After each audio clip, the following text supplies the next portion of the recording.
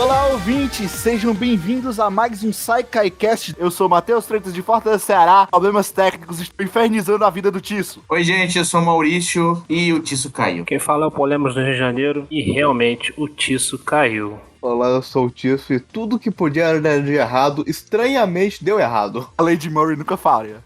Então, gente, como vocês puderam ver aí no título, né? Isso daqui era pra ser uma live, mas acabou que não por causa dos problemas técnicos. Então fiquem com a gente. Então, gente, como eu tinha dito na nossa introdução, né? Isso era pra ser uma live, né? Nós estamos aqui com o Carlos, o Maou e o Tisso, né? Porque a gente tem a ideia de ressuscitar o YouTube. Como podem ver, né? Nós tivemos uma tentativa de trazer conteúdo pro YouTube com o Gessé e o Maurício na liderança, mas o Gessé simplesmente e o Maurício, de vez em quando, some. Então o YouTube voltou a morrer. Mas como o cast também tinha sido iniciado por eles dois, mas foi assumido por a gente aqui que é autor, né? Eu, Carlos e o Tisso. Então a gente vai começar a assumir o YouTube também pra ver se ele volta a funcionar. A gente chamou de competente na cara dura, mano, é isso? Não. Não é isso não. É falando sério, né? Bom, devido a problemas, né? O Gessé tá terminando a faculdade dele e o Maurício tá estudando pra OAB e também tá terminando a faculdade dele. É compreensível, né? Além da carga de trabalho da Saikai, que os dois não possam assumir tantas funções. O Maurício, além de escrever, traduz, revisa, faz edição, né, de comic, então ele é uma máquina de trabalhar. Mas não trabalha no YouTube, o Gessé da mesma maneira, né, o Gessé ele tá sumido 10 meses que eu não vejo ele. Eu botei o Gessé pra trabalhar na Augusta pra conseguir dinheiro pra manter a Saikai. Porra.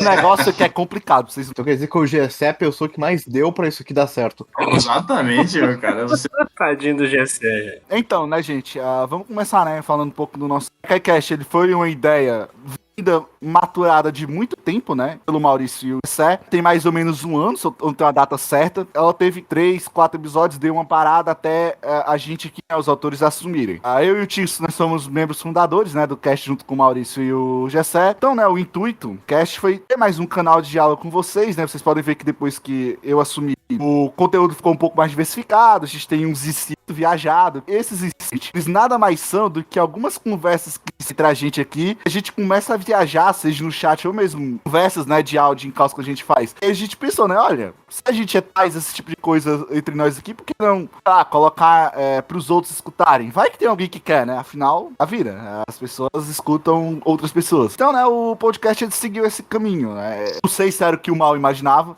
ramificou, né, pra basicamente 3, 4 vertentes, né, temos os que estão sendo, por enquanto, o carro-chefe do cast, temos os casts de obra, né, que a gente já teve quando Konosuba, temos um cast enorme de Marroca. Pra ter ideia, esse cast deu 5 horas de gravação. E 5 horas para um podcast de bruto é muita coisa. Pensa que eu vou ter que ficar pelo menos 5 horas só ouvindo isso.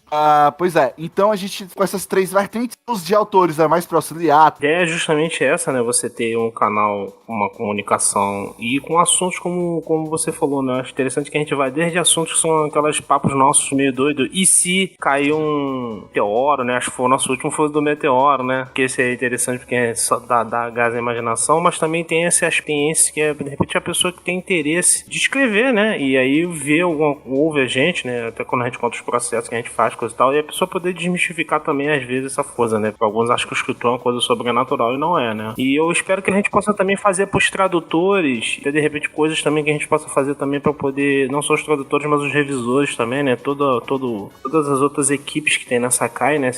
A gente poder também ter um espaço, de repente, pra poder eles também poderem, de repente, entrevistar, conversar com eles, acho que seria ótimo isso também no futuro. Tem eu não sei se pode citar concorrência, entre aspas, mas tem o canal, e eu não sei se tem canal no Twitch, sei que tem canal no YouTube, da Novel Brasil, que é feito pelos caras da Kniga. Eu acho que eu não sei se é só pelos caras da Kniga ou eles também fazem umas coisas do tipo de auxiliar os novos escritores, mas com eles as coisas são bem mais no quesito técnico, tipo de português, etc. A nossa ajuda é mais no... A gente tá pensando em muita coisa idiota, mas dá pra tirar alguma coisa interessante pra ser usada no meio disso tudo. mais contar nossas histórias, né, esse processo de criação. Maurício, né, também participa de vez em quando do cast. Eu queria que tu falasse um pouco dos podcasts como um todo, né, que a gente faz, tanto de autores quanto o IC, que é mais viajado. Basicamente, nosso podcast, como eu tinha dito, é uma brincadeira pra gente se divertir. O único que não se diverte é o Tício, porque tem que editar depois. Mas aí é tristeza. O Tício tá fazendo um trabalho que, tipo, ele não faz lá na Saikai, né? Então, todo mundo sofre aqui, velho. Gessé na Augusta, eu me ferrando lá na administração geral, tô editando. Eu vou ser obrigado a comentar, porque essa piada não pode passar branco. Então eu vou me auto-zoar. Então eu sou tipo uma girl. Talvez. Você é mais charmoso um pouco, né? Dá moral pra ele, gente. Falando Dá dessa moral pro forma rapaz. assim, Tício, se você quiser, você pode virar parceiro lá com o Gessé também na Augusta. Voltando agora, né, falando um pouco mais sério, era algo que eu e Gessé pretendíamos há muito tempo, né, que a gente pensou nos podcasts e nas lives de uma forma de nos aproximar dos leitores, né, a gente sentia essa falta de proximidade, esse contato, esse tato, né, porque pelo Discord fica tudo muito avoado, né, muita gente, você não consegue dar tanta atenção e você tá falando ali, perde nas conversas, enfim. Então eu gosto da ideia, né, que a gente desenvolveu no podcast, principalmente os IC, né, porque permite que a gente viaje, ainda mais a gente autor aqui falando, a gente cria umas teorias muito mirabolantes, né, que daria até uma história se você parar pra pensar, né? Então eu acho que o programa que eu mais curto gravar é o IC. Pena que eu ainda não dispus de muito tempo para poder continuar, mas eu espero que isso mude em breve, né? O IC, o portal ali, gente. Você é um escritor novato, você pode desenvolver uma história a partir dali. Porque ficou, ó, maravilhoso. Aquele IC do portal foi... Falar uma coisa real aqui. O último que a gente gravou, não sei se vai ser o último que vai ser postado também. É esse do Meteoro. Esse meteoro cai aqui na Terra. Teve uma parte, eu não lembro qual do cast, que eu peguei de base pra escrever uma coisa que é pra eu apresentar numa espécie de concurso, acho que daqui a uns 3 ou 4 dias. Olha só. Dá pra despertar inspiração, né? Pra quem tem aí também bloqueio criativo, escutar alguns em si, mesmo que não for os da Saikai, porque eu acho que esse tipo de mídia, na verdade, esse tipo de assunto ficou muito popular nos últimos tempos, é tanto que você vê até a Marvel tá fazendo em si, recriando as histórias dos heróis. Pegar, vocês procuram aí algum em si, né, que tem a ver com o assunto que vocês querem abordar, escutem, velho, que a ideia com certeza deve vir, pode não vir nem até coisa que você nem imaginava, sabe? Completando o que o Maurício falou, eu sou um ouvinte, né, do Portal Deviante, né, que é Contrafactual, Chuta na Escada, que é um cast de relações internacionais, o Fronteiras no Tempo, que é um cast de história. Eles têm um contrafactual, né? O nosso, o que eu idealizei, né? Se eu trouxe o IC pro SaikaiCast. Então, eu me baseei neles, né? Porque foi o primeiro IC que eu tive contato. Então, pode haver um tema parecido, mas eu sempre tento distanciar um pouco os nossos, trazendo também pro lado imaginativo dos autores, né? Então, essa foi a minha ideia quando eu quis trazer o IC pra cá. Gente, né? O nosso anúncio que a gente tinha pra fazer em live, que não deu certo, é que a gente vai voltar com o YouTube. Mas voltar como assim? A gente vai voltar postando os casts antigos, repostando eles, né, em formato de vídeo, né? A gente vai vir com entrevistas. Que tipo de entrevista, você me pergunta? Entrevista, né, com os autores, ou seja, vai ser mais um meio de aproximar, né, os leitores, tanto, em geral, né, da Saikai, conhecer as histórias dos autores que estão entrando, né, e também dos antigos, como Maurício, Caleb. Essa, né, era uma ideia que a gente também tá martelando há muito tempo, mas que finalmente encontrou quem vai fazê-la, né? Eu já tô administrando o SaikaiCast, né, já tô etc. Carlos e o Tis, eles vão assumir esse projeto, né? De fazer as entrevistas, apresentem a proposta. É o seguinte, né? Às vezes o autor e a sua obra, que é a obra que ele tá na Saikai, e a gente poder dar esse espaço pro autor, e aí a gente tem uma conversa. Por mais que a gente faça os casts com os autores, às vezes são vários autores falando o assunto, mas esse vai ser focado especificamente naquele autor, né? E na sua obra. E a ideia é que também as pessoas, que são os leitores, também possam, de repente, enviar perguntas, né? E ele poder contar sobre o seu processo criativo, de repente algum fato interessante, né, do que levou ele a desenvolver essa obra. Ter mais esse momento também de contato, né, no público com a obra e com quem faz a obra, né? Porque às vezes a gente lê a obra da pessoa lá, mas a gente não tem muito contato. Então a gente puder abrir esse canal do autor, para o autor também ter mais um canal de contato com seus leitores. Então a ideia é essa. E obviamente, se a gente torce que dê certo, a gente também possa estender também para para os outros setores dentro da SCAN, né? A gente tem, como eu falei anteriormente, a gente tem os tradutores, temos os revisores, tem toda uma galera que trabalha, que não só os autores, né? Para fazer o sucesso da Sakai. Então a ideia é justamente essa, né? Dar essa abertura para esse produtor de conteúdo. Uma coisa que muito provavelmente vai acontecer, eu não sei se com todas as obras, acho que dificilmente, mas com obras como a Sessão de um Deus, do Caleb, ou a própria Guerra dos Nove Mundos do Mal, que é ter um cast sobre a obra e uma entrevista no YouTube. No caso, provavelmente o que vai acontecer é que a entrevista no YouTube vai ser quase que totalmente direcionada a perguntas, tanto que vai ter uma preparação de perguntas antes e as perguntas do chat ao vivo. E no caso do podcast, vai ser mais uma releitura da obra. Eu não sei se com GNM vai ser, porque GNM está sendo reescrita, então pode ficar um pouco conturbado esse ponto. Que sim, isso, porque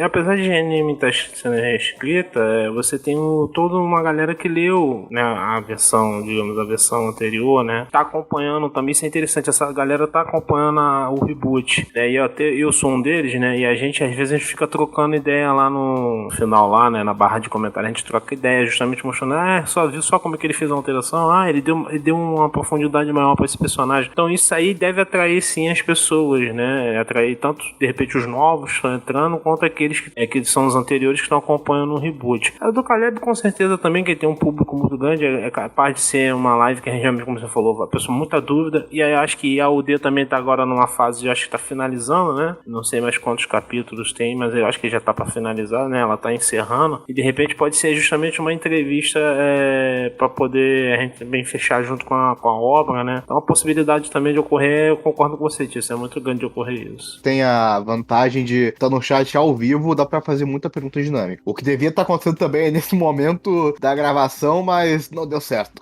Os erros foram implacáveis conosco.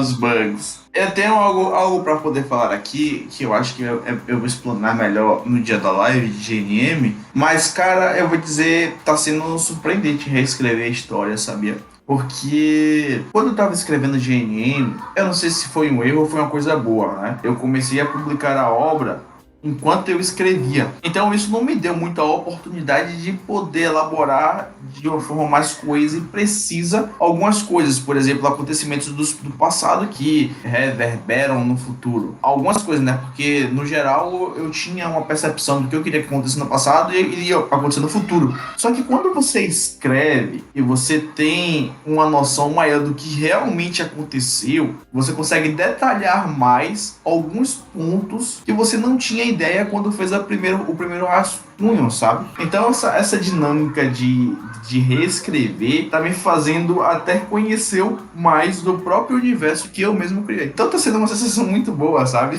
Mas eu falo mais disso no dia da live lá. Pior que eu tenho uma história parecida com isso, mas vamos guardar pra quando for a hora. Bom ouvir o Maurício falando isso, porque seguinte, a ideia é justamente o que a gente tem também de buscar justamente essa conexão, né, daquele que lê e aquele que produz, para daquele que lê poder ver quem é a pessoa que produz, né? Porque não fique parecendo que é uma coisa distante, né? Não algo que... Não, tá ali, é uma pessoa, e às vezes isso pode também até despertar nas pessoas vontade de escrever. Tomara que pessoas vejam essas entrevistas, né? As obras que elas gostam, isso anime elas a escreverem, e quem sabe daqui a algum tempo elas estão também publicando na Sakai. Isso é muito importante, né? Quem é esse autor, né? É o que eu falo assim, o fator humano por trás da obra é o que eu, de repente, eu tava comentando com o Tício, né? Trazer o fator humano, né? Essa pessoa, né? E é uma relação que a gente espera buscar isso, né? E aí vamos tentar caminhar nesse sentido, né? Com as entrevistas. Uma coisa que vai acontecer periodicamente também é a postagem de algum vídeo falando sobre alguma novel ou coisa específica, mais pela NosBR, porque convenhamos que a NosBR é o que a gente mais tem controle e é mais interessante, de certo modo, incentivar coisas vindas da própria Sakai do que coisas que são importadas, porque já deu muito problema com novel que agora entrou pra editora e não pode mais ser republicado, coisa do tipo. Isso é um problema, hein? No caso, já teve 2 vídeos sobre, um meu e outro do Carlos. O meu foi falando sobre Avalon, que no caso é o universo das minhas obras, e do Carlos foi um teaser sobre o volume 3, né, Carlos?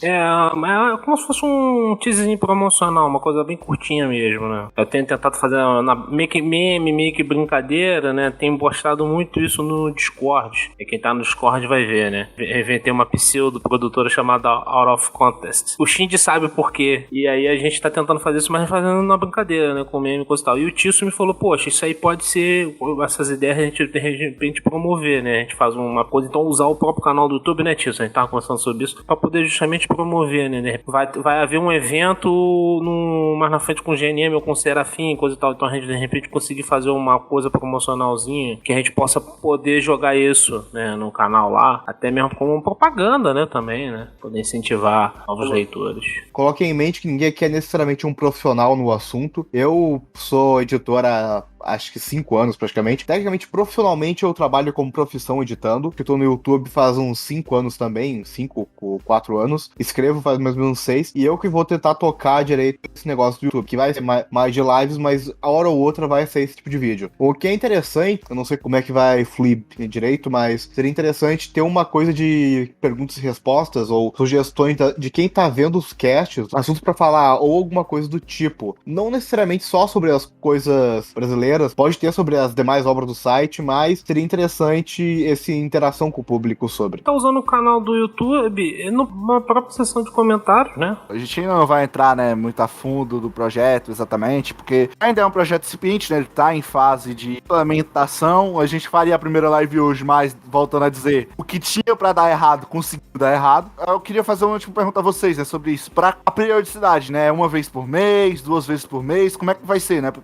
nosso ouvinte se situar? A ideia é tentar fazer uma live a cada uma semana, uma live a cada 2 semanas, sempre tipo sábado, domingo. Isso é uma coisa de 1 hora ou só falando com o público, etc. Tendo esses negócios de falar com um escritor em si, tipo o Mal, o Caleb ou quem mais for por vir. Ideal até seria pegar os novos, que não tem tanta notoriedade, como o Carlos falou em off. Mas também pode ter uma live só conversando com as pessoas, falando, tipo, como funciona tal coisa de escrita, como funciona tal coisa de revisão também, pegar os revisores, etc. Por agora, as coisas que vão ser postadas aqui no canal no YouTube vai ser todos os casts que a gente já tem gravado, que são mais ou menos na medida de uns 20, não sei quantos são ao certo. Os casts, eles estão no Spotify, você pode ouvir eles de graça lá, ou você pode esperar a postagem deles aqui, vai ser feito tipo um cast por semana aqui, até acabar o estoque. A gente vai continuar produzindo enquanto isso, então vai demorar um pouquinho, mas se quiser ter tudo em antemão, pode só conferir o Spotify. O podcast, né,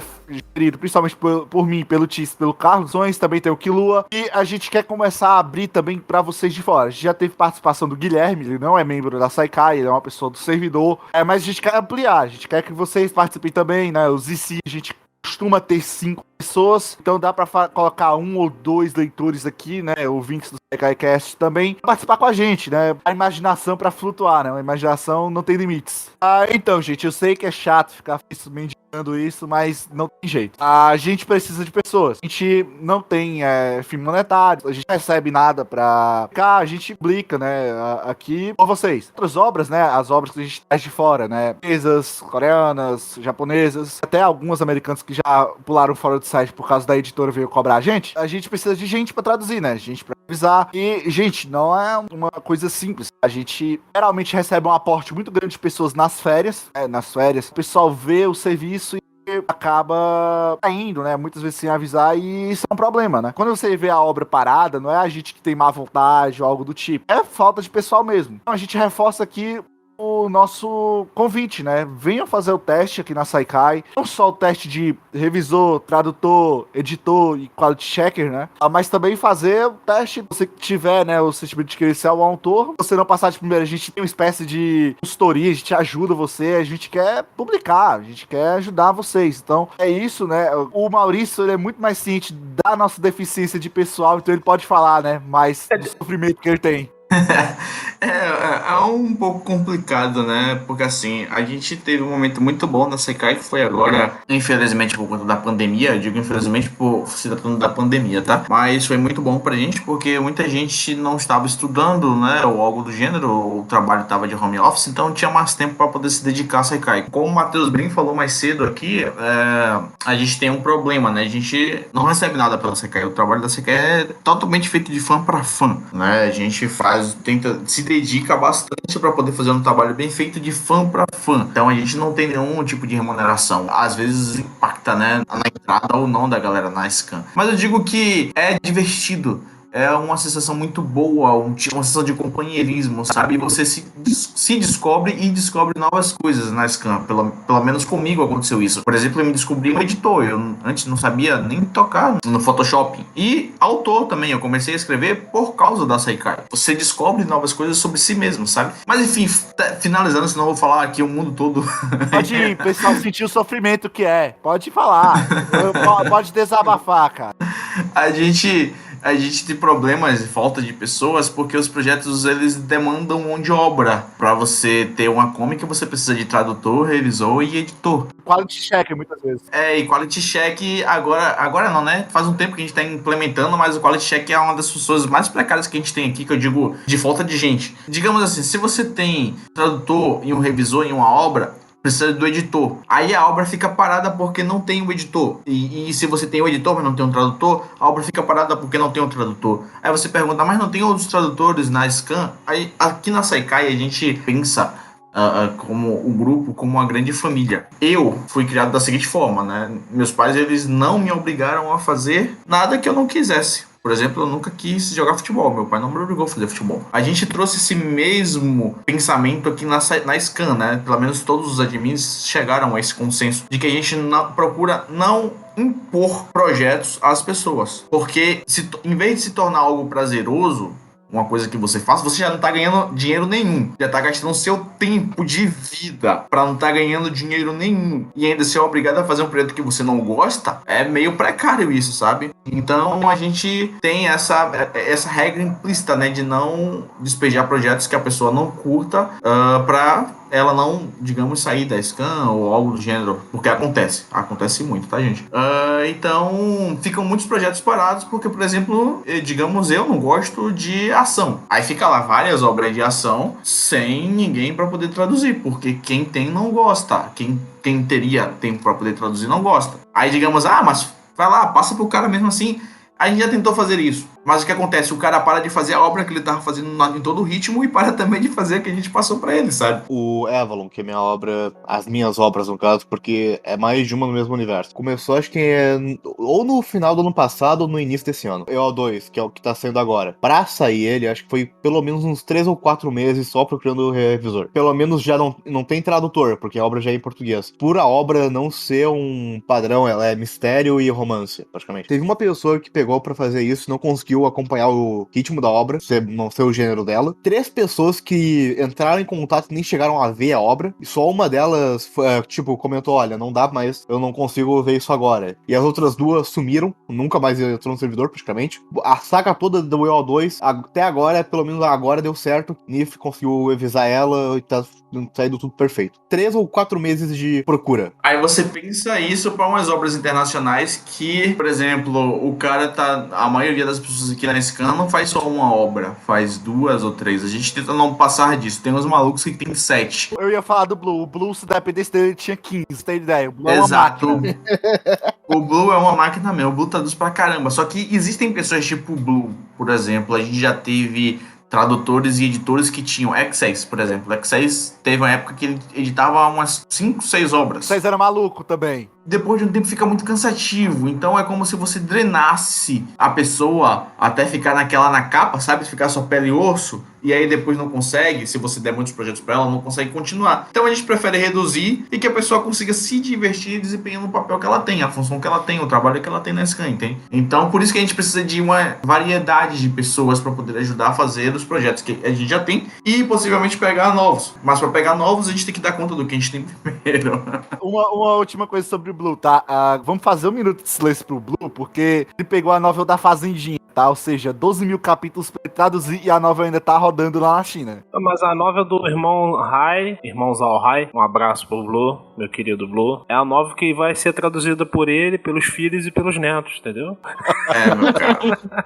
É isso aí, é geracional. Agora a gente falou de todo o sofrimento, né, pra fazer o pessoal geral, né, vamos agora específico pra nós, né, os autores. Gente, como é que funciona nosso recrutamento, né, de autores? Basicamente você tem duas maneiras atuais de entrar. Vai vir uma terceira, mas lá pra frente. A terceira provavelmente se torne a única, né? Ela vai unificar tudo, mas vamos lá. Primeira maneira que foi por onde eu, Carlos e Tício entramos. É fórum. Você deve estar careca de saber. A gente tem um fórum, né, se você acompanha a gente, sabe que nós temos um fórum, né, que é onde o pessoal coloca, né, os novos, né, que estão escrevendo e outras pessoas, né, que têm interesse vão procurar, ler, dar suas opiniões. É um lugar muito interessante, tá?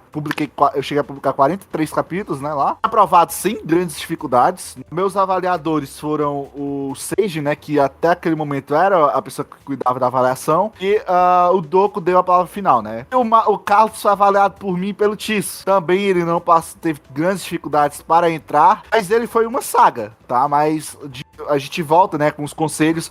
A primeira versão do Carlos a gente devolveu porque, mano, não dava. Tava legível e tava muito confusa a escrita. A segunda versão tava já legível, já tava bem divididozinho, mas tava confusos os diálogos, perspectiva, porque ele fazia em primeira pessoa e queria mostrar o todo. Isso é uma contradição em si, né? Você tem que ser muito bom pra poder fazer algo em primeira pessoa e mostrar o todo. E era o que ele tentava fazer, mudando as várias perspectivas. Aí a gente pegou e aconselhou, olha, muito legal, mas a gente aconselha que você mude e mande de novo. Quando ele mandou, aí sim aprovou. Atualmente, quem tá avaliando o pessoal que chega?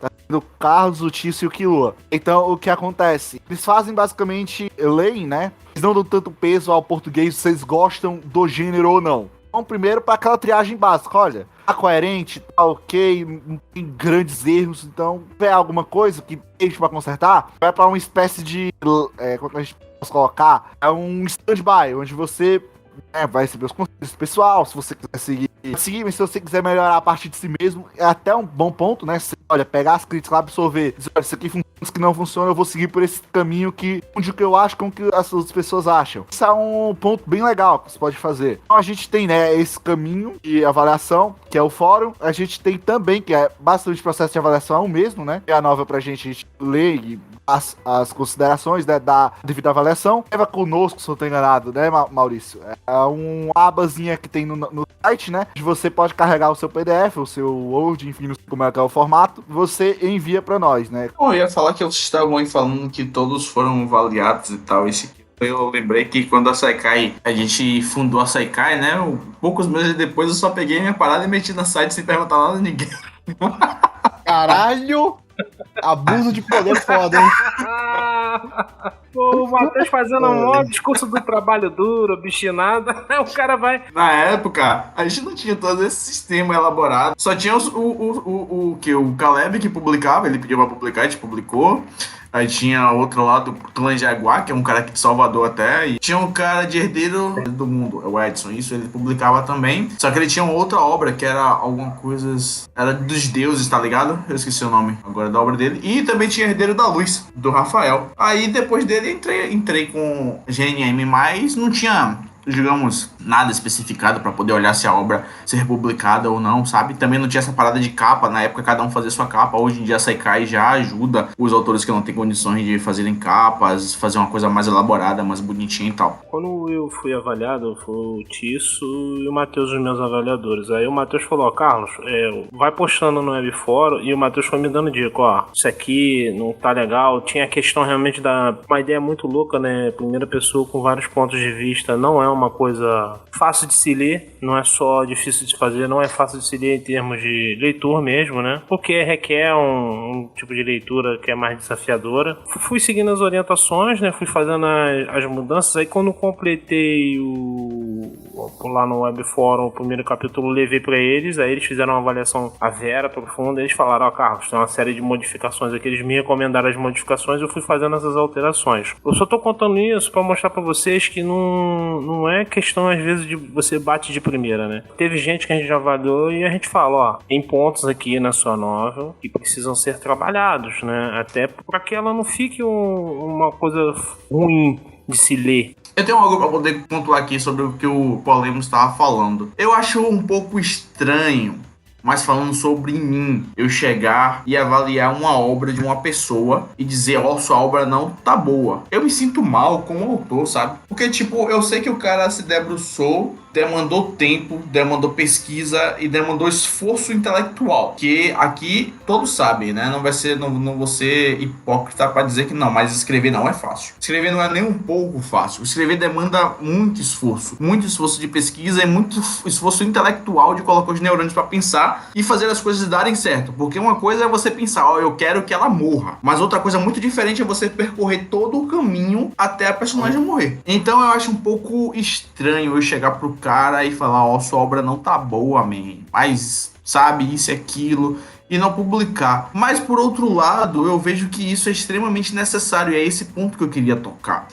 Estranho, às vezes com um sentimento estranho em relação a isso, mas o que a gente faz aqui não é simplesmente dizer pro cara que ele tem que mudar a história daquele jeito. Não, longe. Não, história a gente não faz isso. Exato. O que a gente tenta procurar fazer aqui nas análises é uma análise mais, digamos, funcional. Eu não sei se é bem essa a palavra, mas o que a gente faz? A gente lê a história e fala pro cara, ó, sua história é boa, mas ela pode melhorar. Por que a gente fala isso? Porque a gente já passou por este caminho que a pessoa está também percorrendo e está um pouco atrás da gente. Eu digo um pouco atrás, gente, porque ninguém aqui é o tempo de escrita e ninguém aqui é o suprassumo da escrita. Você nunca vai ouvir eu dizer que eu sou o melhor autor ou que minha obra é a melhor de todas. Porque eu penso que o melhor pra mim é só simplesmente utopia. Eu procuro fazer o meu melhor, mas eu sei que eu nunca vou conseguir chegar a ser o melhor, porque pra você ser o melhor, você tem que agradar todo mundo. Então o que a gente faz é tentar orientar as pessoas que estão começando agora, principalmente, a percorrer o caminho que a gente percorreu sem todos os percalços que a gente já passou. Por exemplo, é duro você receber uma crítica de uma pessoa que não entende nada e só lê sua obra, e você chegar lá, a pessoa dizer, isso aqui tá uma merda. Mas a pessoa só fala isso, tá uma merda. A gente não fala que tá uma merda. Sua obra não é uma merda. Existem pontos a serem trabalhados na obra para que ela fique mais coesa e mais precisa. Por exemplo, estilos de narração, o desenvolvimento de personagens, o desenvolvimento do mundo, caracterização, para a obra não ficar tão mecânica e etc e tal. Então eu não vou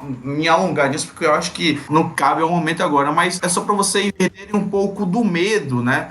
Colocando, né, o ponto que o Maurício tocou, eu avaliei até agora 3 novelas. Quando eu avaliava mundo, personagens, potencial era algo mais subjetivo, do tipo, olha, eu via que tinha algo de maneira muito legal, ou isso aqui, olha, isso aqui pode ser uma repetição do que a gente já tem, então esse potencial era algo que eu tinha como motivo, era a nota subjetiva que eu dava. Nunca foi algo do tipo, ó, isso aqui vai ser um reprova. Eu nunca reprovei uma novela. Por exemplo, a do Carlos, a minha avaliação de personagens é a seguinte, olha, tirando o protagonista, todos os outros são boneco de madeira. Você não consegue sentir nada deles. Pode melhorar o carisma, tenta dar mais algumas características. E o Carlos acabou seguindo e o pessoal hoje já começa a curtir muito o amigo do protagonista. Mas é que quando a versão que eu li, ela não tinha isso. Eu nunca fui lá e disse, olha, tá ruim, dá certo, diz na sua vida, porque não vai dar. Tem pontos, por exemplo. Eu nunca fui lá e disse na história pra você mudar algo. Pra pessoa que avaliava, ó, mude isso na história. Porque a história é exatamente aquilo que o Maurício disse. Olha, a história é sua. Se você quiser fazer um unicórnio nadar abaixo do mar, no mar abissal, cara, é você que fez.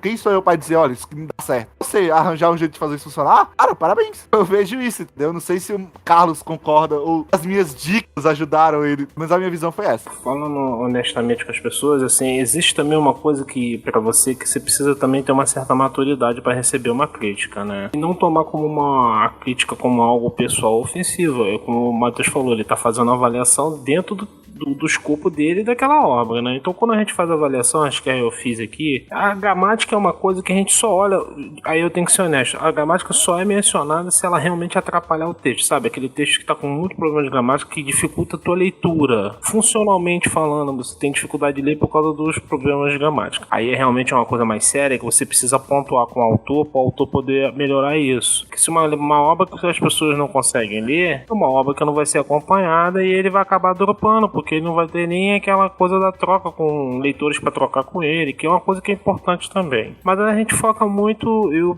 e os meninos, a gente tem concentrado a questão nisso que o Matheus falou, né? De repente algum aspecto na trama que ele pode melhorar, mas não é apagar, retirar. Por exemplo, tem uma obra que chegou pra gente que a gente sentiu que ela tem um forte tom de comédia, né? E eu tava comentando com o Ed, falei, é muito engraçado de ler, né? Porque a gente não tem tantas, assim, obras com essa viés da comédia. Aí eu te pergunto, eu escreveria aquilo? Não, eu não teria condições de escrever aquilo. Mas isso não me tira o negócio de dizer que é interessante. Se ele fizer, de repente, uma coisa ou outra, e a gente pode apontar, são ideias, né? São sugestões que a gente dá. Então a gente só vai falar a questão de uma novel ser ou não, se realmente ela tiver aquela coisa, não for impraticável a leitura. Mas fora isso, é mais observação da trama, como de repente um personagem que aparece lá, que de repente pode ser... Mas também são dicas, tá? Porque a gente fala avaliação, o pessoal pensa, né, que é tipo como se fosse no Império Romano, né? Dedão pra cima ou dedão pra baixo. Não é assim que funciona, gente. Mas a gente dá os nossos apontamentos. E aí eu falo de novo, requer de você que tá ali sujeitando uma avaliação também ter um pouco de maturidade, um pouco de tranquilidade de ler a avaliação e não tomar como uma ofensa pessoal se não for do jeito que você queria.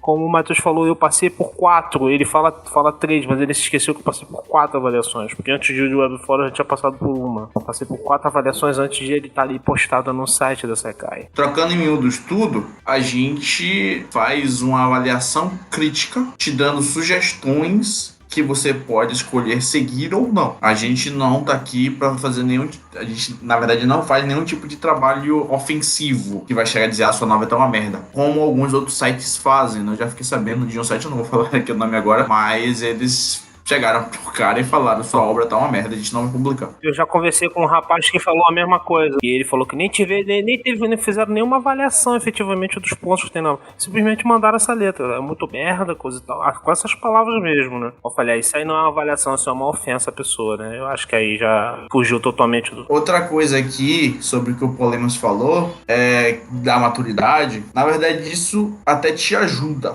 Porque assim, quando você coloca um tipo de trabalho para o público, né? Eu não sei, eu dei uma pequena pausa aqui porque eu não sei exatamente que palavra usar, mas digamos, o público, você deixa ela em modo público, em que outras pessoas podem opinar sobre, mano, você tá sujeito a tudo. E tipo, o que mais tem nesse mundo é gente escrota. Possa ser que a nossa, por exemplo, a nossa análise como eu falei, é uma análise crítica. A gente vai te dizer os pontos e te explicar por que pensamos isso, o que a gente acha que poderia ser o melhor. E tipo, você também pode chegar e dar a sua visão da parada, mas eu penso disso e a gente vai construindo um tipo de novo pensamento, sabe? Isso é um debate muito construtivo. Mas quando você coloca a sua história na internet, mano, eu já passei por isso, velho. Teve uma época que eu quase parei de escrever. Porque, tipo, eu não sei se vocês sabem, mas a minha protagonista é mulher. E no início de GNM, por a protagonista ser mulher e o estilo da obra ser uma fantasia pautada no mundo do cultivo, em que não rola só o cultivo, mas eu falo mais disso na próxima live, na live, né, que vai acontecer.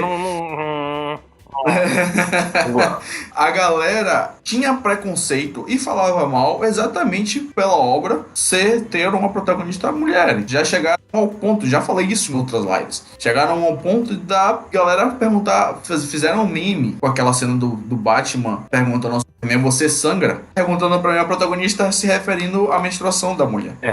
Sabe? Então eu achei muito escroto essas coisas. Mas foi bem no início. Aí depois a galera começou a ler, minha obra começou a pegar esse corpo, né? Ficou um pouco famosa. E também você ficou com as pessoas que realmente são os leitores que vale a pena tu ter essa troca, né? A gente quer, entendeu? Eu gostaria que todo mundo lesse, mas eu não tenho essa ilusão. Então os leitores têm uma troca saudável. Só complementando o que o Maurício disse, né? Já encaminhando pro nosso final, eu não tive ainda esse problema com haters. Quase 200 capítulos publicados, mas é porque a minha é de nicho, é uma ficção científica, com superpoderes. E o meu protagonista, ele tá sumido na novel, esse pessoal, o grande público viesse e ia estranhar demais. O protagonista tá sumido da novel há mais de 120 capítulos. Caramba! Olha, simplesmente ela fez uma ação estúpida lá, né? Caiu em coma e a novel foi tocada por outros. A vida que segue, né? A vida que segue. O game intenção é o seguinte, olha, é porque você é o protagonista que o mundo por causa de ti não, querido. Iria com ou sem você. E aí, pra complementar, né? Mas tomando essa decisão, eu tive que ter outras pessoas pra suportar isso, né? No caso, o protagonismo pulou pra esposa, né, do protagonista. Já ela assumiu o manto do protagonismo. Nesse ponto de ter uma protagonista feminina, eu e o Maurício estamos meio que ok, né? Embora ela não seja a principal, porque a história do Vitor, né, a protagonista, mas ela assumiu a novela tá na mão dela. Enquanto o Vitor tiver em coma e até depois que ela acordar, a novela vai ser tocada por ela. Vou falar agora como leitor de Serafim, assim como sou leitor de GNM e leitor de Avalon, né? Então aqui tem um cara que é leitor dos outros três que estão falando aqui com vocês. Quando essas coisas aconteceram, por exemplo, Serafim, aconteceu e as pessoas, você vê que os teus leitores abraçaram, entenderam? Não é gado, não é baixar a cabeça, não é concordar, achar que tudo é lindo e maravilhoso, mas as pessoas entendem o que está acontecendo no processo da sua construção ali, da sua história, entendeu? Então elas não ficam com aquela coisa de umas reações histéricas. Não, filho, isso acontece. E você mostrando para ele o seguinte, que uma obra é boa com um protagonista ativo ou um protagonista temporariamente inativo. Porque não é que o teu protagonista morreu, sumiu. Ele está inativo. Porque a trama da tua história está sendo construída dessa forma. E aí você tem esses leitores que vão... Então, por exemplo, eu vejo lá em Serafim, a galera tá adorando esse momento também. Tanto como se ele tivesse direto. Mas mesmo ele não estando, o pessoal tá gostando. Porque a obra, a trama, a história envolve as pessoas. Então, uma dica muito que eu falo assim é o seguinte. Pensa bem na história, né? A história vai amarrar, legal, o protagonista, o personagem e a história, né? Porque é a história que dá esse sentimento... A pessoa é envolvida, a gente é envolvido pela história, né? É isso que motiva a gente querer continuar lendo até o próximo capítulo. Caramba, o que vai ver no próximo capítulo? Né? O pessoal comenta. E aquele lance que aconteceu aqui, será que isso aqui tem... Isso eu acho muito legal quando você abre lá uma barra de comentário, o pessoal começa até a conjecturar sobre situações, né? Ah, caramba, a Letícia, né? Caramba, legal, você vê a evolução da Letícia, caramba, que maneiro. Ei, será que aquela situação ela vai atuar assim, vai atuar assim? Isso eu acho legal. Ah, Ságua, caramba, o que a Ságua agora? A Ságua vai ou não vai enfiar o tridente no rabo do Valefó? Entendeu? O leitor gosta disso. Isso também tem protagonista feminina. Tem uma gatíssima, nossa. A melhor capa da nova leva, porque puta que pariu. A Watch tá muito bonita. Ela tá muito boa, cara. Nas palavras do Pica-Pau, o Tício sabe disso, eu macetava essa fácil. Eu adoro esse meme é muito idiota, né? A Watch, basicamente, é o... Posso exemplificar? Ela é basicamente, talvez, o personagem mais forte da obra. Tem umas contradições sobre isso, mas a Watch é o personagem que é tão forte que praticamente a obra não tem graça se ela fosse uma obra de combate, por exemplo. É tipo One Punch Man. One Punch Man é graça. One Punch Man é ver não necessariamente o One Punch Man agindo, mas o mundo ao redor do personagem do One Punch Man que é bem construído, tipo Genos, a Tatsumaki, o Metal Bat, que é o do bastão, etc. Tudo no One Punch Man é pra shounen, é um shounen exagerado, é uma caricatura. Em Avalon, o EO2, ele se trata de uma personagem que é pra ser o Sherlock Holmes da história, um detetive atrás do Arsène Lupin. Mas que o detetive é tão forte, qualquer coisa que for contra ele é inútil. Deixa eu tentar pegar um exemplo. Tem uma parte, logo no início, que é no capítulo 3, eu acho, que a Watch tá num café comendo alguma coisa e entra alguns bandidos num lugar. Ela só se levanta, um bandido dá 3 tiros nela e a Watch continua andando. Depois é explicado na história que ela não sente necessariamente dor. O corpo da Watch não necessita de impulsos nervosos. A própria magia dela, a alquimia, que é o poder principal dela, movimenta o corpo. Então ela pode ficar sem um coração e viver, perder um braço, não perder sangue, ela não desmaia praticamente. Ela consegue decompor as pessoas, consegue modificar a estrutura. Maldito boss final do Elden Ring, galera. Ela tem quase todos os poderes da alquimia no nível máximo. Ela só não consegue criar golem e criar explosão de fogo, que é o que o Anubis conseguia fazer, o Anubis e o Horus. No final virou uma propaganda, enfim. Mas também serve pra dizer, olha... Nossa, esse pessoal escreve tal coisa, seria legal se tentasse também. Gente, escrevam. Escrever é tão legal. Você vê a sua própria história fluindo, passando do capítulo 10, depois o 15, o 20. Mano, dá uma sensação de satisfação tão grande. Começa a escrever, gente, não se apeguem do tipo, eu não consigo. Consegue. Só colocar, pensar numa história, mesmo que seja maluca, pensa no e se eu encontrasse um cachorro falante. Tenta escrever o que vai acontecer se você encontrasse um cachorro falante. Eu tá falando disso na zoeira, mas eu não lembro em qual lugar eu vi que fazer coisa desse tipo é um exercício sério de criatividade. Tem uma parada que você faz, quando você, assim, autor, né, que você escreve no passado, pá, e aí você vai escrevendo, vai fazendo coisas diferentes na obra acontecendo. acontecendo, né? Coisas diferentes acontecendo. Lá na frente, mano, dá aquele estralo da parada que tudo se une. Você fala, não, gente, eu sou um gênio. Ganhou tudo pra fazer todo sentido ali naquele momento, sabe?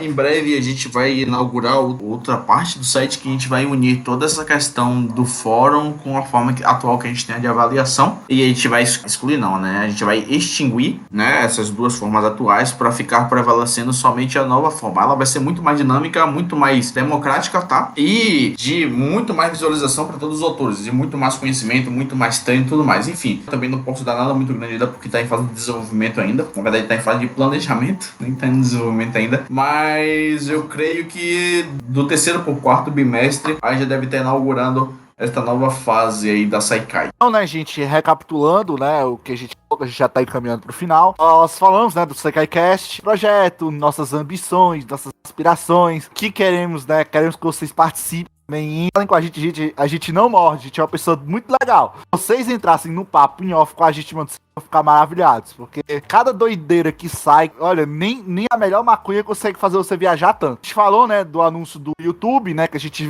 reviver o YouTube, as entrevistas, que a gente vai também postar os casts sobre as lives, tá? Eu não vou estar presente. Humilde host, que você já deve estar cansado de ir. Estarei presente, né? O YouTube será tocado pelo Carlos, pelo Tício, e eles farão uma entrevista, né, com o Maurício, eu não estarei presente. Eu só voltarei quando eu for o entrevistado, né? Ou quando o Tício for entrevistado. Ou o Carlos foi entrevistado. Esse momento vai ser um momento mágico. E por fim, né, gente, entrem na Saikai, pelo amor do que você acredita. Quando o Doku manda aqueles avisos, não é porque ele quer ser chato, não é porque a gente realmente precisa de sangue novo. Os navios negreiros não estão trazendo gente nova, a gente tá precisando estar com escassez muito grande de pessoas para trabalhar, né, de forma passada. A gente pode colocar dessa maneira. É isso, tanto autores também, tá, gente? Façam seus testes, vocês... A gente é do bem, tá? A gente não maltrata ninguém. Gente, a Saikai é uma grande família. Eu tô aqui há 2 anos, vou fazer 2 anos agora, dia 1º. Parece que tá uma mentira, né? Cara, 2 anos da Saikai, o que eu tô fazendo na minha vida? Vou fazer 6 anos esse ano. Pois é, 6 anos de Saikai, mas você é fundador, né? Então, é isso, gente. Sigam a gente nas redes sociais, tá? Inscrevam no YouTube, ativem a porcaria do sininho, é importante. Bota o like aí pra cima. O Facebook matou a gente, mas ainda tem Discord e Instagram, se o Meta também não tiver derrubado a gente. A gente tem um canal na Twitch, mas faça o que você quiser, não é lá obrigatório você. Seria se a gente vai usar ainda o Twitch. É isso, gente. Um grande abraço pra todos vocês. Falou, valeu e tchau!